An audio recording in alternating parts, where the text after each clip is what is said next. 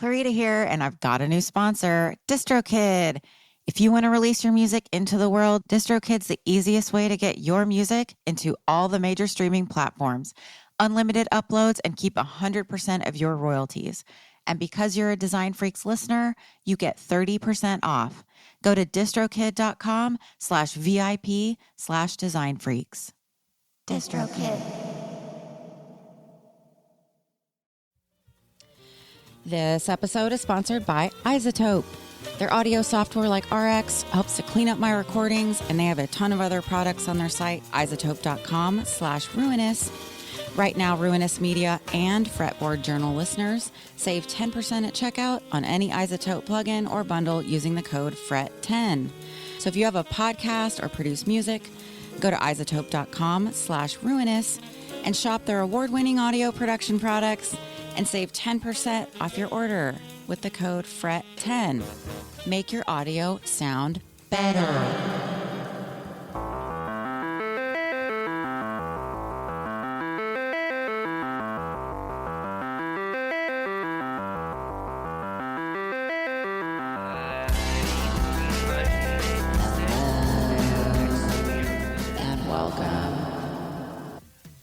Hey everyone, thanks for listening. This is episode 36 of the Design Freaks podcast, where we talk music industry, art, design. I hope everyone's doing well out there. I'm doing great. It's a beautiful day. That's why I'm kind of talking fast. I feel like the Micro Machine dude because I want to go outside. I'm Clarita, I'm the host, and this is sort of an extension of the poster show. My guest this episode is ROY G BIV, a poster artist from San Francisco, no, from Oakland, California, Bay Area. It was so fun chatting with Roy. I need to start by saying that, wow, I forgot a lot of things as I was talking in this episode. There's a little thing that happens when you're recording yourself, that words and phrases that are normally accessible immediately to you are nowhere to be found. So that happened a few times with us. And I wanted to just clear up in case you're like yelling at your phone. Duh, it's The Art of the Fillmore. Yeah, that's the name of the book we were talking about. We just never said the name of it, you know? Sometimes for the flow of conversation, things just kind of pass us by like we're on a fast train of words. But yeah, that was the book. That's what I was talking about. Looking at it right now, I had to go dig it out. Another book I took out of my collection that we chatted about that we never said the name of. We were talking about Barney Bubbles, and the book by Paul Gorman is Reasons to be Cheerful, The Life and Work of Barney Bubbles. Highly recommended. I also recommend that you check out episode 4 of the Design Freaks podcast. That's the Barney Bubbles episode. I talk with Seattle musician Brian Standridge all about Barney Bubbles, his career, mostly focusing on the Hawkwind era and some early commercial work. So check that out. The double live album by Hawkwind was Space Ritual, of course. Oh yeah, the brand that I was thinking of, I may have even taken this whole part out because it was so frustrating to listen to, was Strongbow Cider. Barney Bubbles branded them with that Archer logo originally, which was super cool, and it just didn't come to me, but I'll never forget it again. And then lastly is the Glastonbury Fair. I believe, well, that was what I was talking about, the Glastonbury Fair packaging that had the fold-out poster with the pyramid. There's a bunch of inserts. There's illustrated booklet. There's a cutout page where you create a dome. It's called Dome Sweet Dome. Of course, in Colin Fulcher style, it's over the top. Anyways, it was a great conversation. I had so much fun. I love the band Glitter Wizard, and I'm so excited for their tour. They're going to be playing some shows later this summer, I believe in August. I have a full song I'm including at the end of this episode and some other songs sprinkled. As usual, I want to say thank you to everyone listening. Thank you for downloading, sharing, etc. This is a weirdly specific little show, so if you rate and review, it does help other people find it. Check out all the photos and links, blah, blah, blah, at designfreakspodcast.com. You can contact me there, find all my socials, go to Glitter Wizard Bandcamp for more music podcasts on the Ruinous Media Network. As always, check out ruinousmedia.com. And now I talk to ROY G BIV.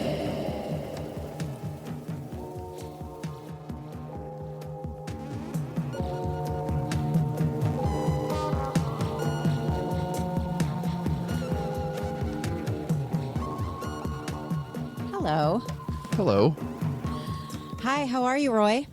I am doing pretty well by this year's standards. I hear that. You're in Oakland? I am in Oakland. How are things going there? Are you vaccinated? I see you are playing a show this summer. How are things looking? Things are picking up. Fully vaxxed, ready to go. Got our first batch of shows scheduled for early August with Glitter Wizard. So very much looking forward to getting back into that. Nice. So I, for the listeners, and for you, I saw your work on Instagram, and I've been following for a while, stalking you, and you do all the art for Glitter Wizard, I'm assuming, because it looks similar, right? Yes. Yeah, it's really cool. And what do you do in the band? I sing and I do a lot of the writing. Ooh, very cool. Are there any outfits involved? Lots of outfits. We are very much an outfit band. Oh, shit. Okay, so I stupidly have not seen these videos yet. Where can we watch? Are there YouTubes? Yes, lots of YouTubes. We got a handful of music videos, probably some poorly recorded live video as well.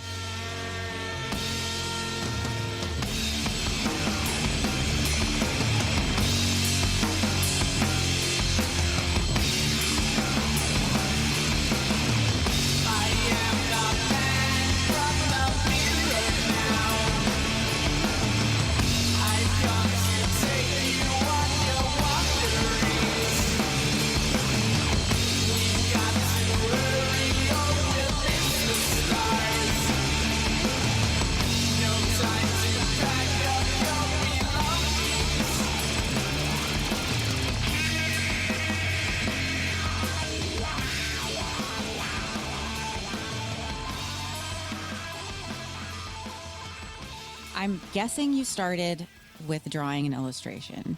That's my guess. Yes. Did you go to art school or design school? I took art classes in community college for a couple years, if that counts. Yep. I originally was going to get a degree in graphic design and basically decided I didn't like how much I had to rely on computers for that. So I dropped out of school and have just been working on kind of doing my own thing artistically ever since then. Okay, so you work primarily analog then? Yeah, most of what I do, I will draw in the real world and then scan it and, kind of put the finishing touches and color it in Photoshop. But I like the hands-on part of the drawing portion. When I first started doing concert posters professionally, I would do all analog. I would color these 11 by 17 posters with markers and probably spend $20 or $30 on art supplies for every poster and get paid about the same amount. And I'd spend 2 days just coloring the thing, and I basically just decided I couldn't spend that much time on each piece if I was cranking them out at the speed I was. So I switched to doing all my coloring in Photoshop, and honestly, I think it looks better than my old hand-colored ones anyway, so I'm into it. I love that approach that you're using technology as a tool, not as the entire thing. Yes. The entire process. That's great. What was I going to say? I love the new gig poster for your upcoming your August show. Thank you. It feels good to be doing posters for live events again after a year and a half. It's so weird how the pandemic just rippled out and affected venues, musicians, venue artists, everybody. So you were affected in two different ways. Yes, absolutely. Yeah. Is it going to be, do you feel weird? Have you gone to band practice and stuff yet? Yeah, Glitter Wizard has been practicing for a couple months now. We were kind of doing it like once a month, and people were a little skittish about it. But then as soon as we all got vaccinated, we're back full force, getting ready to record a new EP this weekend. That's nice. So, did you lose income from, like, were you making money, like designing for venues, or was that just for your band? No, I do it for a lot of bands. It's not my main job, but it is something that helps pay the bills. On a good month, I can pay my rent with art.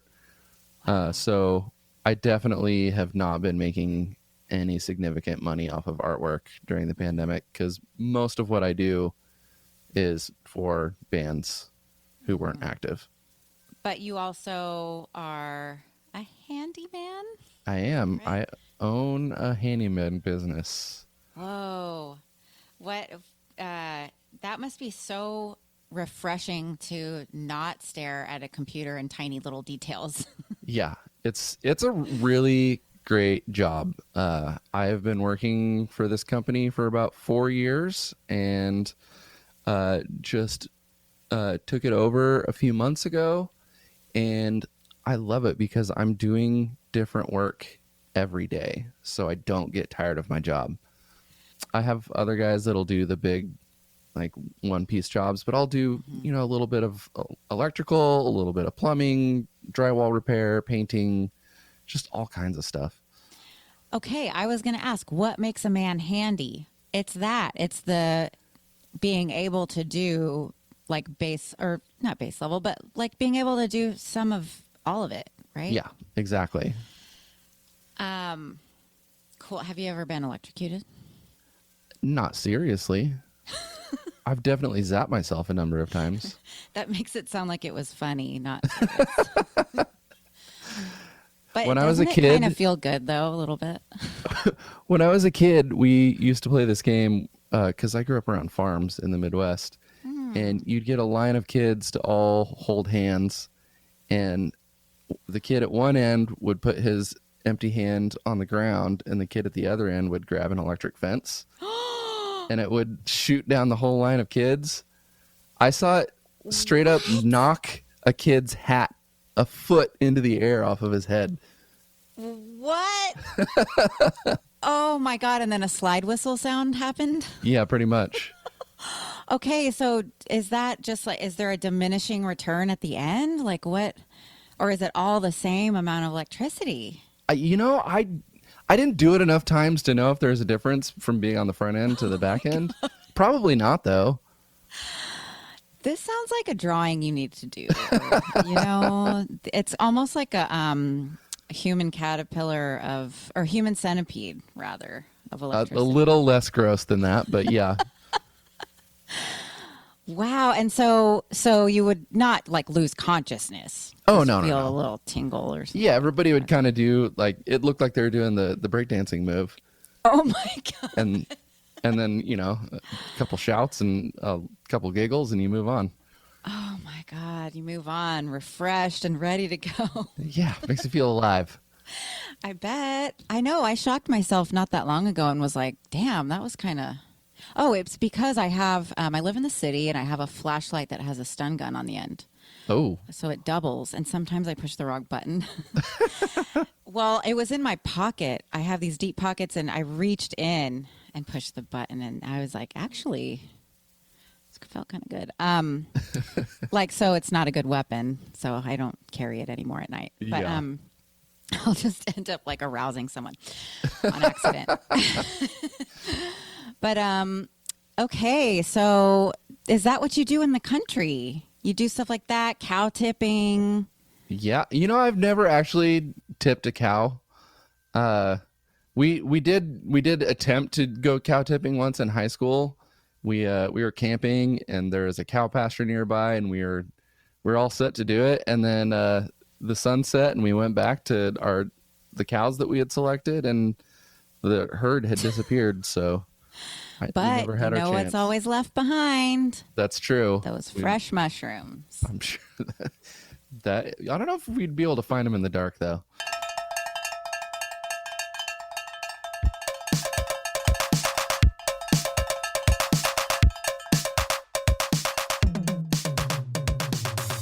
So when did you get out of there? When did you move to California?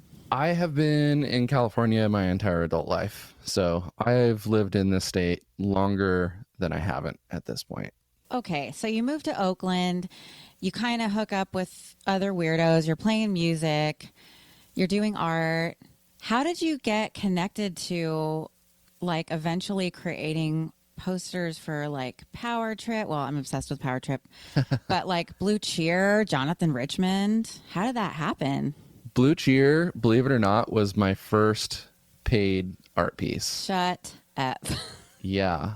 I was living in Santa Cruz at the time, and there was another poster artist in town, Stacy Willoughby, who, if you're not familiar with her work, you should check it out. She's amazing. Okay. And at that point, she had the scene on lockdown. Like, she was the resident poster artist for Santa Cruz.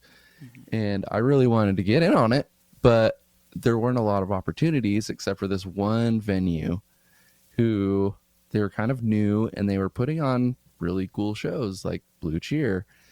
And I just went in one day and I had tracked down the booker and I asked him if I could do posters, and he asked me how much I wanted to get paid, and I told him, and he laughed at me and he said he'd give me $20 a pop. But I got to go see free shows, and I was very, very poor at the time. So $20 and free tickets for me and a couple friends every week. Yeah. That was worth it to me. And so I got to do a lot of posters for really big bands. I did Blue Cheer, I did Sebadoh, I did Kid Congo Power, Zolar X, Bob Log, Blowfly. I love Blowfly. Did you feel like you were did you have imposter syndrome since you had just started getting, being a professional at this? I was hardly a professional. Well, you were getting paid something. Yeah, but I was spending like 12 hours on a poster and getting paid $20 for it. Okay. And the promoter at that venue was just this total flaky stoner, and half the time he'd lose my original piece before it even made it to the printer, so it wouldn't even get used. Don't give him the original. Well, I learned that the hard way. Yeah, once I was able to afford a scanner and do that on my own, I started doing that. But yikes. I don't have any posters from that period because they were all lost. Oh my but God. My memory of those posters is probably better than the actual art, so maybe that's for the best. Some of your drawings look like comics, which I want to ask you about in a second for that BACK. But some of them, like there's, for instance, the one with the Grim Reaper shotgunning a beer. Uh-huh. Was that one panel of a bigger story, or?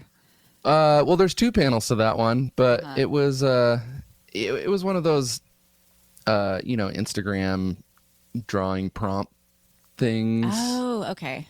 And so it was just I think the theme was Party Reaper. So I just did a 2-panel thing of a Grim Reaper shotgunning beers. Well, that drew itself then. Yeah. But so yeah, I love the panels though. It's so it's a specific thing to think that way in those like little storyboards. How did that come about? Is that your publication, the BACK? I do most of the organizing for it. It started off, the idea was that we were trying to get a lot of the Bay Area poster artists to do a group comic, kind of inspired by Zap. Right. But we realized that our small group of people was just enough to fill an issue if everyone got their artwork done. And I don't know if you've ever tried to organize a large group of artists, but it's nearly impossible.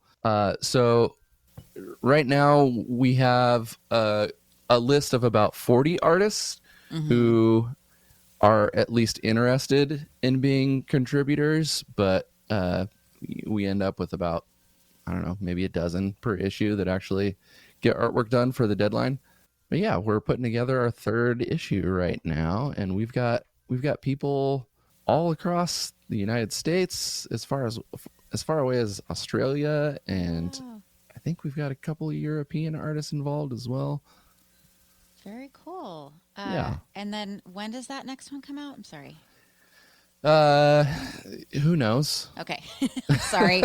I'm I not. can tell you when I want to have it out, but that all depends on enough people turning in artwork to actually publish it. Are you still accepting artwork? We are accepting artwork. Could we announce it or? Yeah. If you are interested in submitting comics to Back Comics, you can email me at hailthewizard@gmail.com. And good luck. What does it stand for? Bay Area. Bay Area Comic Collective Ooh, with a K. with a K.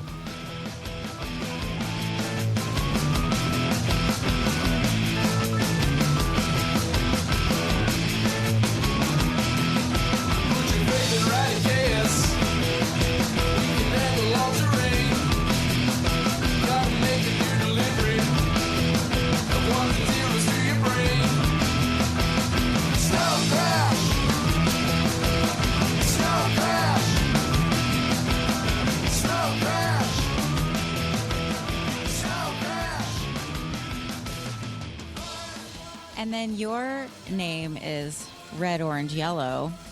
Red, orange, yellow, green, blue, and then indigo and violet.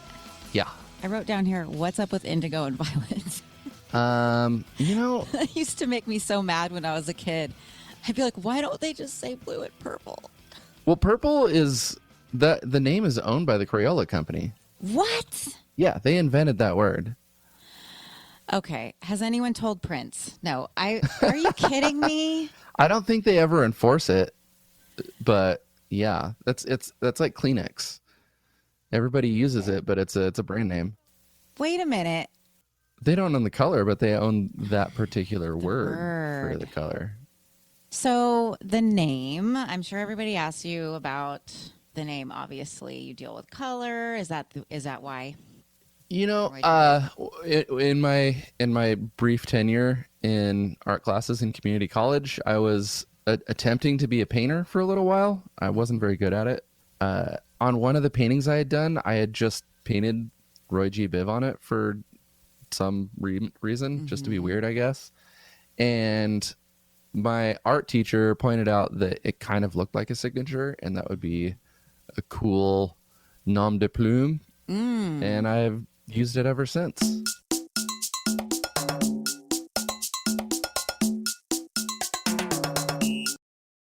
Were you inspired by psychedelia in general? Are there specific poster artists that you love?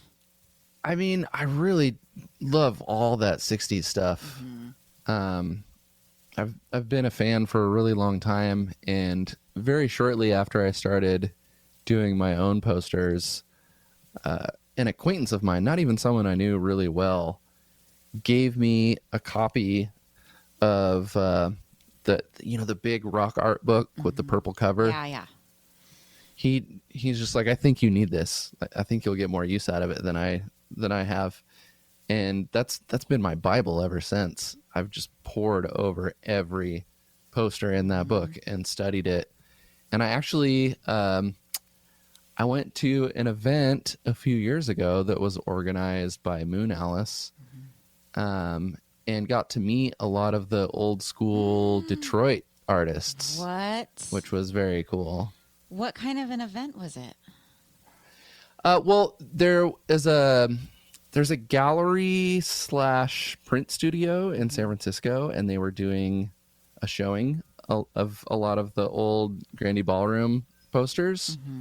And a lot of those guys have worked with Moon Alice, as have I. And so the day after the showing, they had a little brunch for all the artists to come and meet each other and just talk shop and rub shoulders. And it was really cool. I got to meet some of my idols. Wes Wilson is probably the most influential old school poster And artist. Stanley Mouse, who for I don't me. think is alive. Mm-hmm. I don't think he is either. I think Wes Wilson just died. I think he died last year. Yeah, you're right. He did. He just passed away. While you're looking, isn't it weird? Okay, so Barney Bubbles got his name from like psychedelic oil projections, right? And Which he did some of. he started it.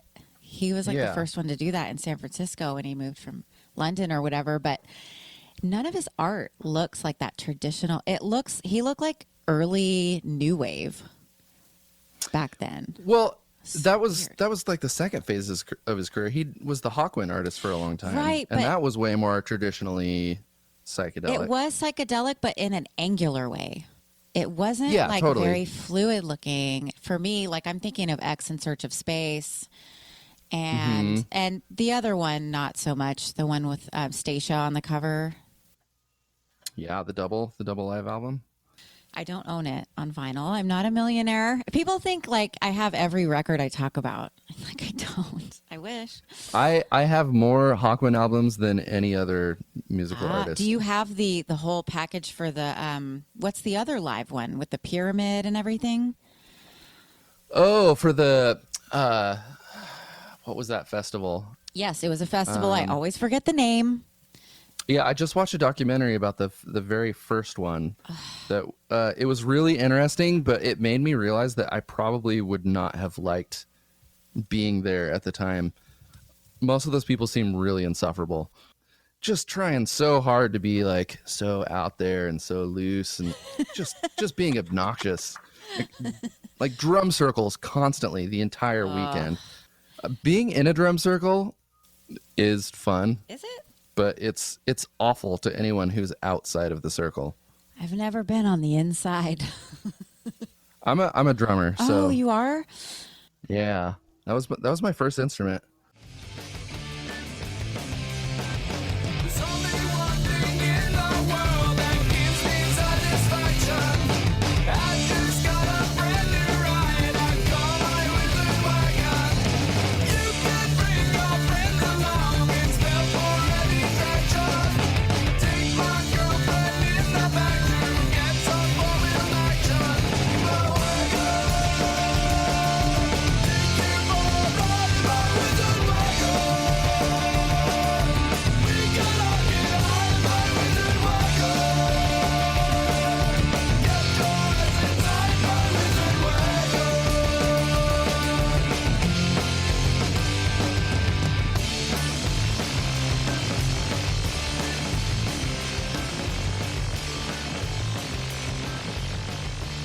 I've seen Nick Turner's Hawkwind a couple times, and they have been great. I've tried to see Dave Brock, but he always cancels his tours.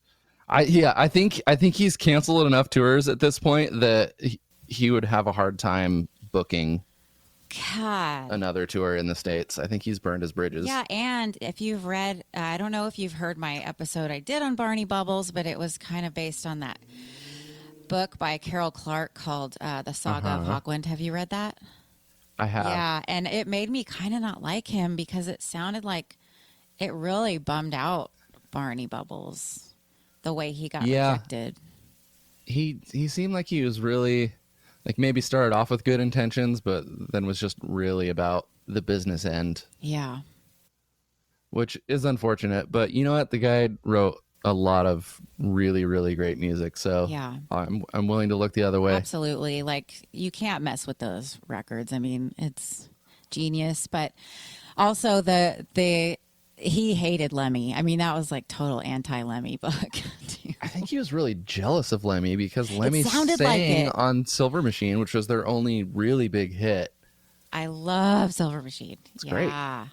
Yeah, and Lemmy named his band after a Hawkwind song, but there was the controversy of the artist. You'll know the name of the album. The first one that wasn't Barney Bubbles was Lemmy's friend. Okay, I don't know the name of the artist, But we're broke talking about Warrior on the Barney's Edge of Time, I think. Yes, Warrior on the Edge of Time, and that broke Barney's heart a little bit. I'm think. sure he had done all the art with them for so many years. And painted their instruments and set up like astrological places for them to stand on stage. And Yeah, the amount of work he put into that band is insane. I don't do that much work for my own bands. what? Well, Barney wasn't normal. He was magical. What would you? It's in my notes. What would you ask Barney Bubbles if you could talk to him? Oh man, I don't know. I'm Yeah. never good at. I'm not good at conversation at all, let alone with mystical people like that. Wow, I know. God. Did you read the Barney Bubbles book that came out a couple years ago? Oh yeah, Paul Gorman. Yeah. That one. Because he has the whole estate, he knows everything, and he has so many stories. If you follow that Instagram, it's I like do. a gold mine. Yeah. He's constantly posting stuff I've never seen before. Ever. And stuff like letterhead and all kinds of weird stuff. Uh-huh. How did he have the time? I mean, if that's what you do for a living, I guess you're right. Yeah. All day long. But I mean, even then he died not that old. yeah. His career wasn't that long. Like he must have just been obsessed. Yeah, absolutely. I just think it's incredible that he did the whole Hawkwind thing. He went so hard, and then when that ended, he completely did a 180 and reinvented himself and reinvented his style and just like set the whole tone for the early punk and new wave aesthetic. And everything was so appropriate for the bands too. He wasn't like egotistical. Yeah. I don't think. It was his style too, though, at the same time. He didn't even put his name on a lot of his stuff. You could tell it was him. I want to ask you about the first record you remember. The first record the first record cover or just the first record? Record cover art. Okay. Yeah. I can tell you the first one that I think really made me pay attention to album art is Green Day's Dookie. Ooh. When I was in junior high, that album came out, and I spent so much time studying every little detail of that album cover because there's so much going on in there. And I think that had a pretty big impact on me. And it's cool because now I'm friends with the guy who made it. Wow. And it's kind of your style. It's an illustration. So Yeah. it kind of showed you like, hey, your drawings can translate to this. Yeah, absolutely. So I want to look at it right now because I haven't looked at that record cover in so long. But was it a CD? Of course. Yeah. Did you have records in your home growing up? Yeah, my parents still had their record collection. They weren't like big music people, so they didn't have a lot. And I don't really remember any of their albums having really standout album covers. You know, I mostly listened to the radio and Weird Al CDs when I was a kid. Totally. Weird Al raised me. Yeah, me too.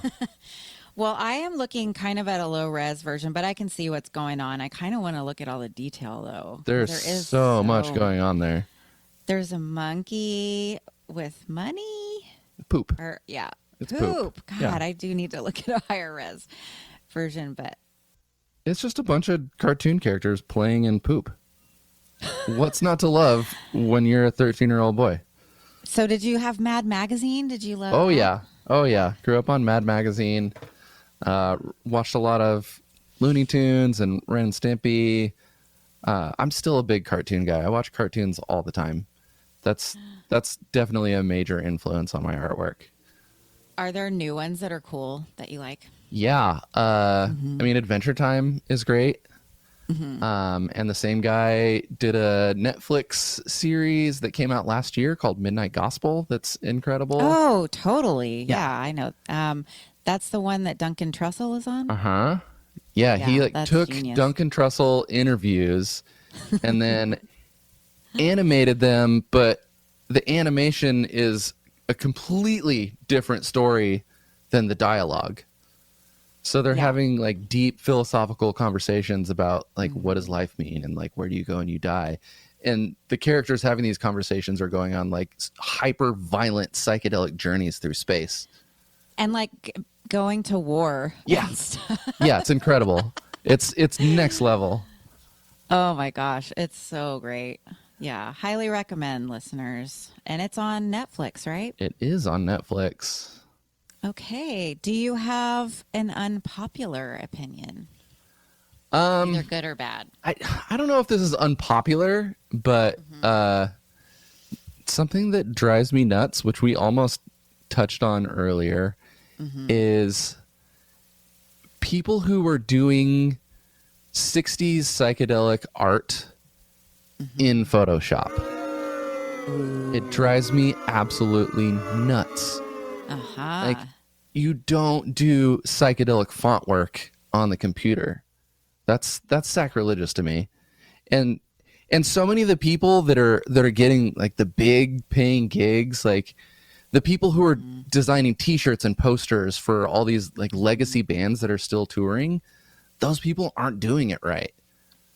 I can't imagine not wanting to use paper, and it looks so much better. It looks a million times better. That's the psychedelic experience. It's not like building a ship in a bottle. Like that's what a computer feels like to me. Yeah, absolutely. And you know what's crazy is a lot of those old 60s artists that are still doing posters are doing it on the computer now. They are? They are.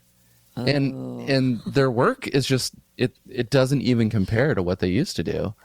I wonder why. I wonder if it has to do with eyesight failing. It could. The guy that does all the Iron Maiden stuff switched to digital at some point in his career, and I think it's because he has arthritis, so he can't paint anymore.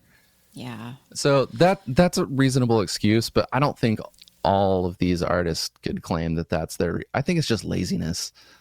I'm also noticing that the other programs like Procreate are making it harder to tell the difference. Have you noticed that too? Where it almost looks like it's really hard to tell. Yeah. I would know because my hand does different things when I'm pressing on a screen versus a piece of paper. Yeah. It drives me nuts. And I can do certain things, like I'll create shapes, color fields, some textures through the computer or Procreate. I can't imagine sketching and drawing that way. I need to feel the pen on the paper, or else it's just not satisfying. It also creates a different result. It takes you on a different trajectory. Yeah, absolutely. I think. Yeah. I feel like doing it analog leaves more room for unintentional things to happen. Exactly. Which, you know, if you're a total control freak, then maybe digital is the way to go for you. But I don't know. I like artwork that's a little sloppy. Like R. Crumb is one of my all-time favorite artists, and his work is never perfect. And that's what makes it so great. I love the mistakes. Yeah. Yeah. What inspired me to draw, I have a little brother, and I grew up watching He-Man cartoons, and the anatomy is what made me start drawing. Oh, like, nice. Studying that anatomy and how you can tell a human being did it. It's hand touched. Mm-hmm. You can see kind of scribbly outlines here and there. Yeah. All that. Was it Hanna-Barbera? Or Did they do He-Man? similar? I don't know. I don't either. But anyways, yeah, I feel like I watch cartoons and they're still great, but there's something a little bit lost there too, I think. Yeah, there's definitely a lot of just kind of cheap cartoons out these days where it just doesn't look like they're putting in the effort in the artwork. But there's still some, like, have you ever seen The Marvelous Misadventures of Flapjack? No, I'm going to though. It's on Hulu, and it is one of the most beautiful pieces of animation I've ever seen. I can't figure out exactly how they do it, but they're definitely combining hand-drawn stuff with a lot of computer enhancement. Like all the textures are weird computer added textures rather than being hand colored. I don't know. You're just going to have to watch it. It's beautiful and it's funny. Have you ever thought of doing animation, or have you done animation? I don't think I have the patience for animation, to be honest. then you don't. Yeah, I'm a huge fan of animation. I dreamed about it as a kid, but the actual work of it, I don't think I could do it. Like, it drives me nuts not to be able to finish a piece in one sitting. So to have to spend months on something, I don't think I could do it. But I have been collaborating with my friend Ruben, and I have been doing character design, and he has been doing animation for Me First and the Gimme Gimmes over the past year. They've done a couple streaming specials, one of which comes out next week. And we've had a couple of animated bits that were put in them. It is streaming on the 19th. It's at gimmegimmetv.veeps.com. Oh my gosh, so much coming up to look forward to. Everything's happening again. Yeah. Is there a tour in the works, perhaps, for the Wizards? We are doing a little bit of touring on the West Coast in early August. A couple of dates have been announced, but we're still kind of piecing that together. And then I think we're playing a festival in Utah at the end of August. Oh, you can visit your parents? No, you mentioned Utah earlier. It'll be about an hour and a half away from where my parents live. Oh, nice. Yeah. Sweet. Well, maybe I'll see you in Seattle. Yeah, we're working on putting together a Seattle show. We might end up doing Tacoma instead. That one's still up in the air. Seattle's really hard to book. Is it? Well, I think part of the problem is not all venues are booking again yet. That's right. So the options, which were already somewhat limited, are even more so this year. Weird year. Yeah. Well, what else do you want listeners to know? Where can people stalk you, and where can people buy your stuff? We didn't even talk about your merch, but you have some really great stuff on your website. Yeah, I got some t-shirts. I got some comic books. They're available at theartofroygbiv.com. If you want to check out my artwork, I have some of it there. I've got a lot more of it on Instagram at theartofroygbiv. Oh, yeah. Follow the Instagram. Yeah. Always a good time. Well, thank you so much for doing this. Absolutely. And now, to end the show, I'm going to play the song Mycelia by Glitter Wizard. Mycelia later. Bye-bye. They're like the fingers of 1,000 spiders reaching out from the shadowy grave. I get a message from a long lost lover calling out from a piney wood cave. I can hear her whispering under the ground. I get electric chills from the awesome sound.